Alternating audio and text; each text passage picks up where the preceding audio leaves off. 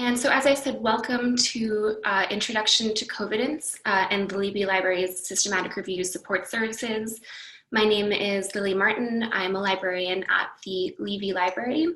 And so today I just wanted to go over the basics of Covidence, which is the systematic review software that we support at the Levy Library, and just briefly kind of go over how the Levy librarians can help you in working on your systematic review that you might be starting or considering starting. So just a little bit about Levy Library Systematic Review Services.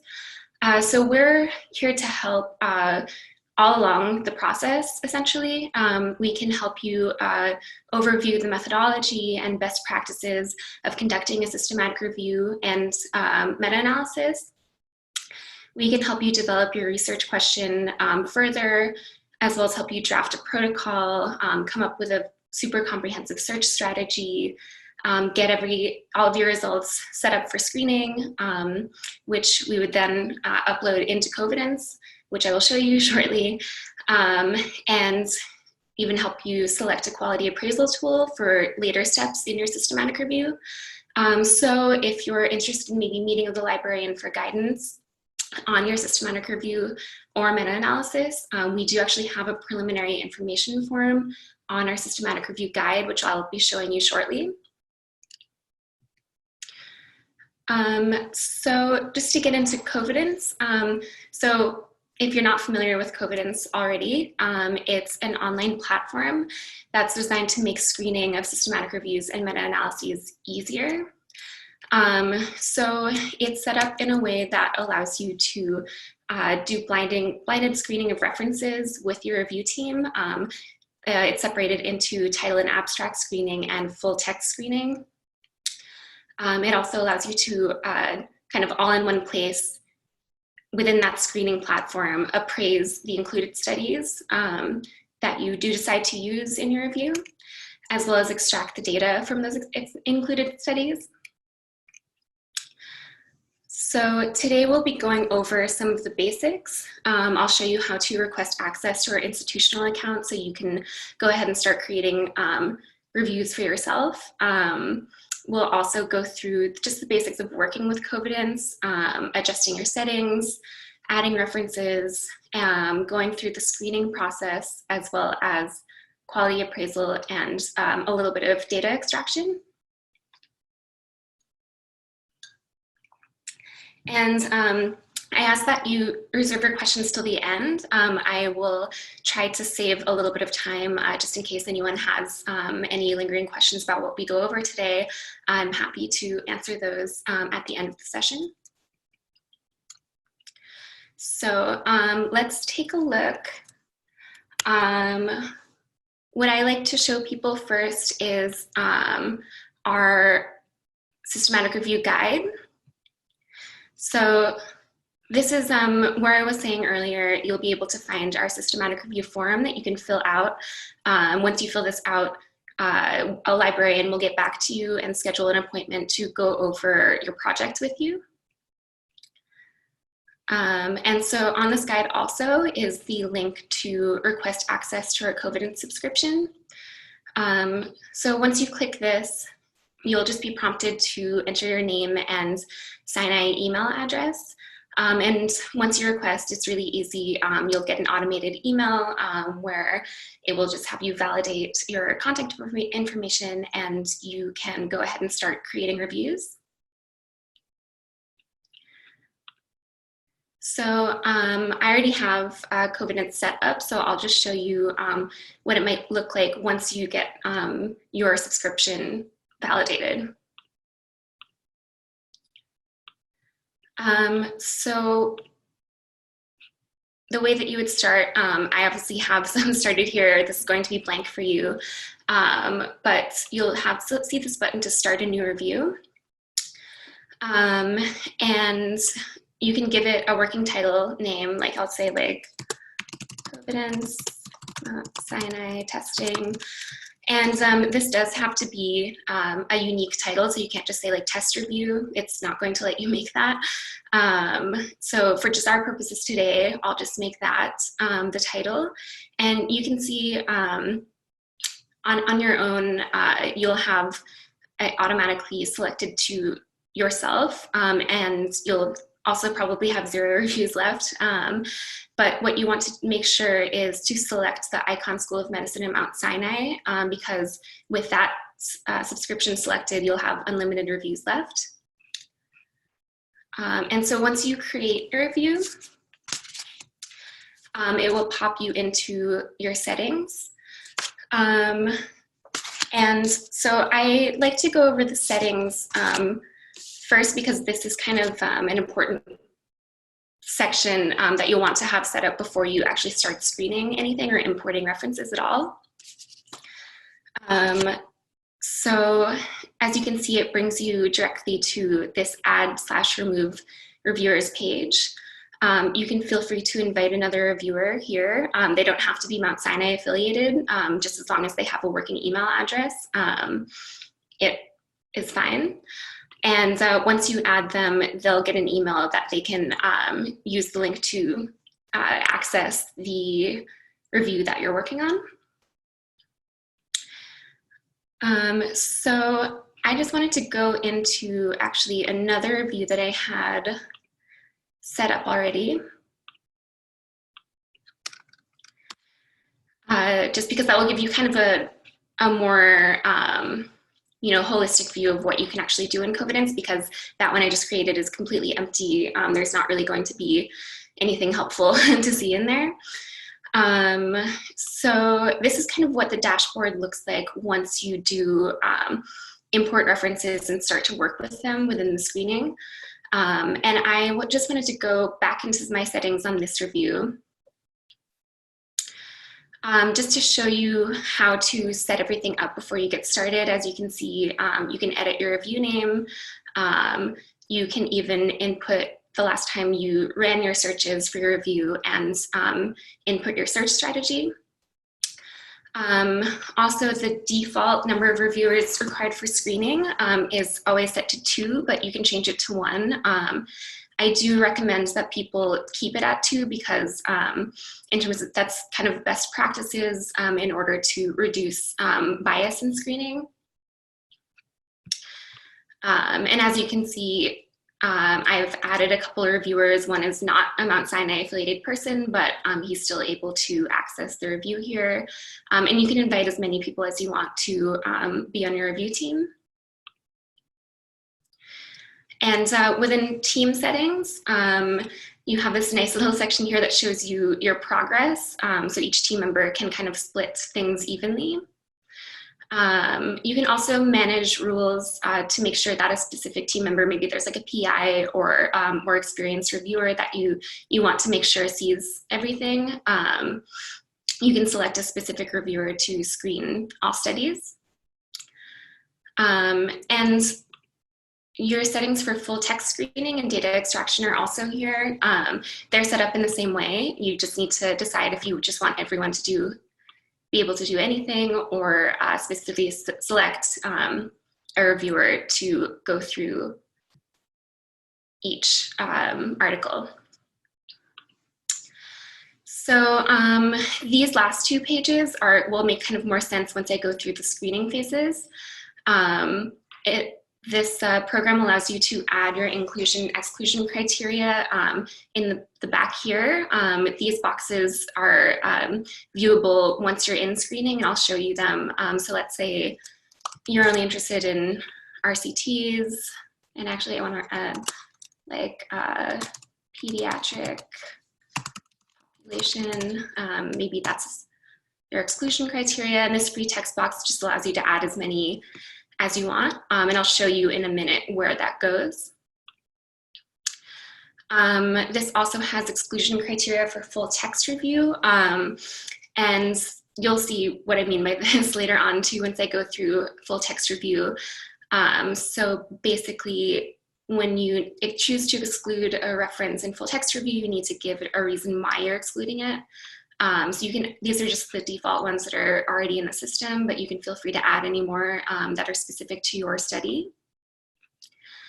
The system also allows you to manage your highlights, and what these are, you'll see shortly, are kind of just keywords for inclusion and exclusion. Here I just added a few. You can edit them as you need or add more. You'll see as you're doing screening, the keywords for inclusion will show up in green highlights, and the keywords for exclusion will show up in red. And that's basically just meant to allow you to quickly sort of get an overview of, like if this abstract is saying these words, I can kind of like think it's like probably more relevant to my review. If it's saying these words, then I can probably just scrap it. So I'll show you that in a minute. And study tags, you can add as many as you want as well. I do kind of caution people against using these early on because these tags are viewable by anyone in the team. So if you, tag a study that someone hasn't reviewed yet and they see that tag, it might potentially sway their decision, therefore adding a little bit of bias.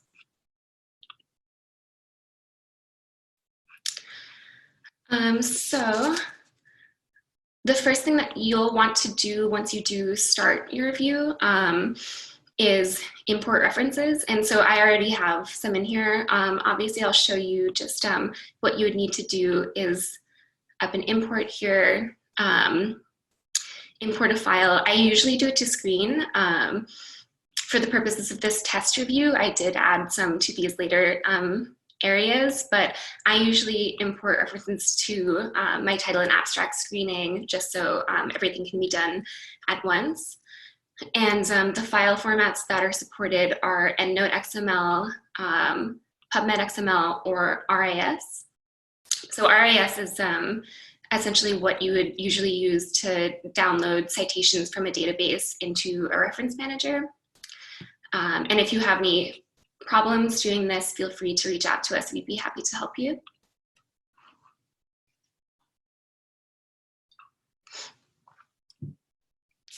So once you do import your references, you'll be prompted to start title and abstract screening. And I'll just show you what this interface kind of looks like. As you can see immediately, those highlights that we added are highlighted in green here. And I think there's a paper later down that does have that red exclusion highlight here. So you can see those settings that you added are already like coming in handy. The other setting that we did adjust was the inclusion-exclusion criteria, which just allows you to see it at the top of the page here, and it kind of moves down with you, which is nice. So just to make sure that all of your reviewers are kind of on the same page with what your inclusion-exclusion criteria is. Maybe someone might like forget a point. It's just kind of nice to have it in front of you here. So as you go through your review, you'll have these three options: no, maybe, yes. And as I said earlier, the default is to have every study screened by 2 reviewers. So if I say yes here, there will need to be another vote from another reviewer on my team for it to have a kind of final outcome.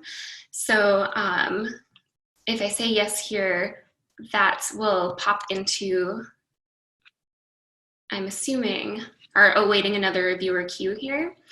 So I have 6 here awaiting for another person. Those will wait there until someone else is able to vote on them. If a title and abstract get 2 yes votes, those will move on to full text screening. If they get a yes and a maybe vote, those will also move on to full text screening. A yes and a no vote, or a maybe and a no vote, will move on to this conflicts queue, and 2 no's will go into this irrelevant references queue. So the One thing that you'll need to be aware of in title and abstract screening is resolving conflicts. You can see who has voted on each of the conflicting reviews. And it's a good idea to usually bring in maybe a third reviewer to make the final decision, or the two who voted can kind of discuss amongst themselves and decide the final decision. And yeah, all you'll need to do is select yes, maybe, or no. And that will either move it into full text screening or irrelevant references.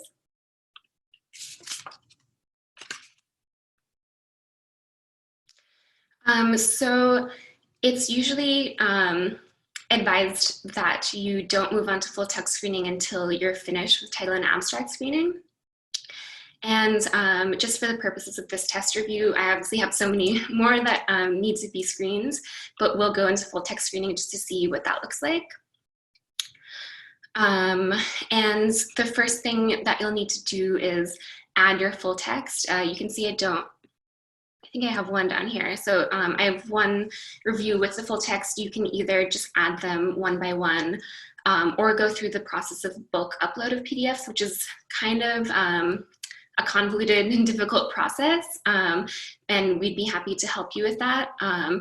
Another thing I would want to point out is Covidence's knowledge base does have step-by-step directions for doing that.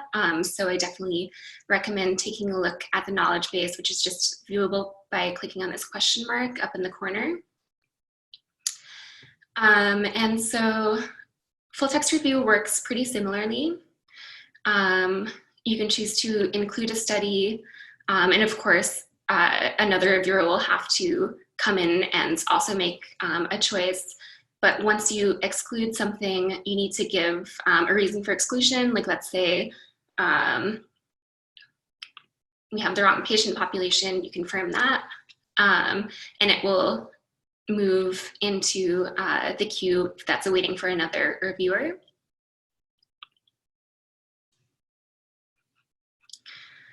And as you can see, the conflicts section is the same as title and abstract screening. You'll just have to vote on a final decision. Whether or not it moves into data extraction will be determined by that final decision.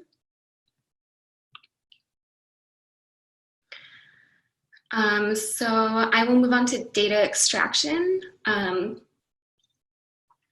And this is kind of an interesting section of Covidence. Not everybody uses it, and that's totally fine. If you kind of have your own workflow for extracting data and doing quality assessment, absolutely use your preferred method. But I think this is interesting because it kind of allows you to do everything together.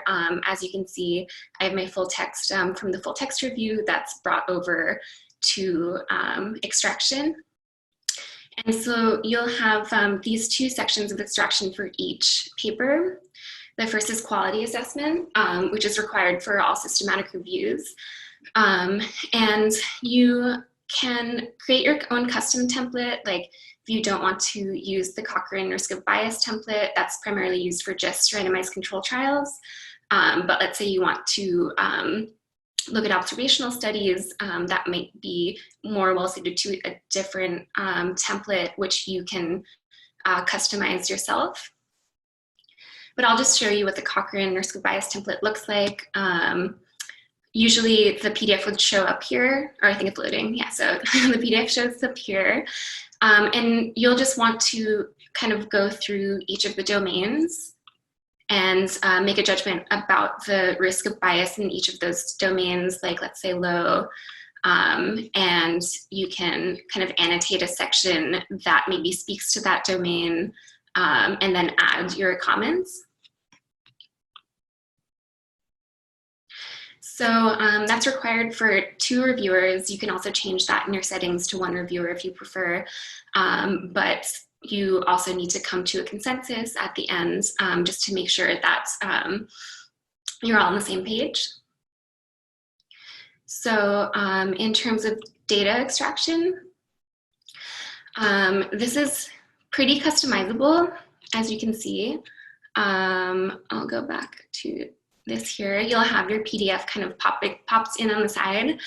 And the basic sections are just going to allow you to add, identification features.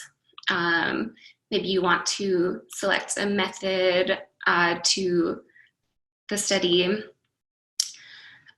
what the study's, inclusion-exclusion criteria are.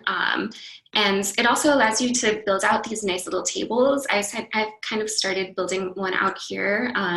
As you can see, you can add maybe another characteristic. I'm just gonna say a random new one and click add. And as you can see, it kind of builds out your table here. In your interventions, if you add maybe another intervention, obviously it would be a more descriptive name than that, but you can see that kind of automatically builds out your table. And these are completely editable. You can write whatever you need in them, and that saves directly in the table. So that's kind of the basics of data extraction. I'm going to stop there for now, just looking at the time. But the one thing that is also important to be aware of is how to export all of your data. So let's say you maybe don't want to use the data extraction tool. You can export your references and use your own outside extraction tool.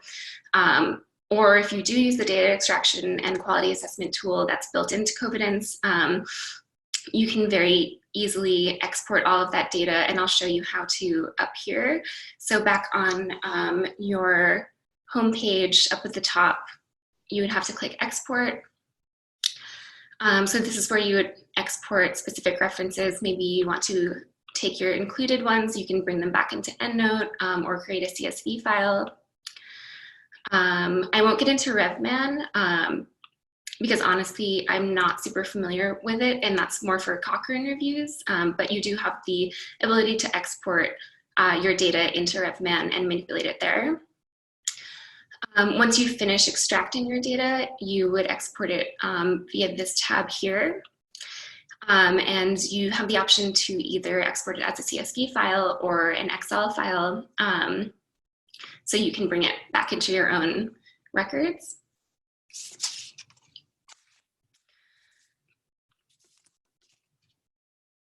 Okay.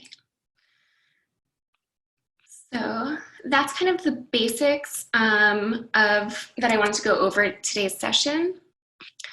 I wanted to just take this time right now to let you know that there are resources available for you. I know this was a very quick session, so I wasn't really able to get into everything. You can find out more information on our systematic review services on our guide that you can see the URL for here. I also encourage you to check out the Covidence knowledge base for help. It has a ton of different articles on very specific functions of Covidence. And also feel free to ask us via chat, email, or phone anytime if you have more specific questions. We'd be happy to help you out. I just also wanted to take a second to mention our upcoming drop-in mini sessions. So these are just the ones that are up until the end of this month, but we are planning on adding more for June, July, and August. So I do encourage you to check back. And that's just viewable on our libcal.mssm.edu site. So just in the next couple of minutes, I'd be happy to take any questions. I'll take a look at the chat box right now. Okay, so the first question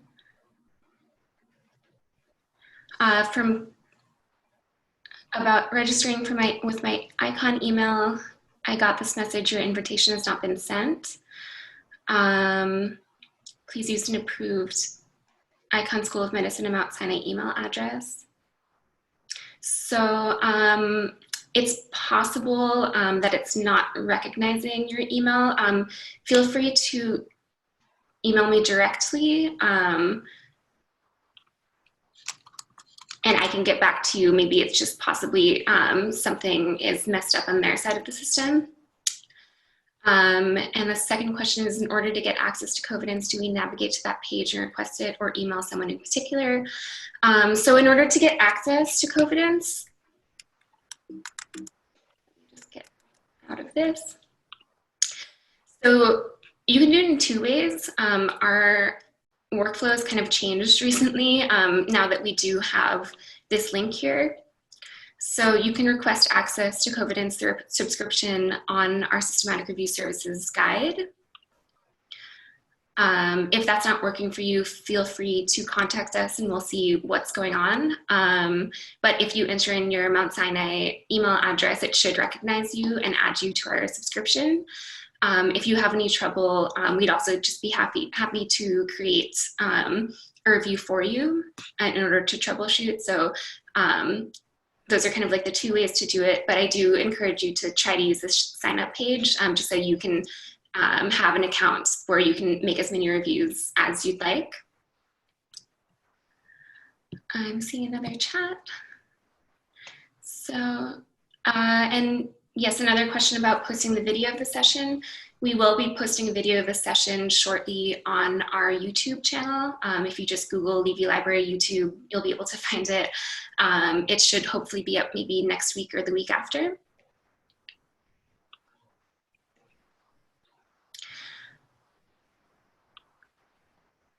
I see another question. Is there a point of contact at the library for meta-analysis? So yes, so essentially a meta-analysis is just kind of doing a systematic review and taking it a step further to a more kind of like complex statistical analysis. And so we are happy to help you with the systematic review portion of that. But we do encourage you to reach out maybe to a biostatistician who would help you do the meta-analysis.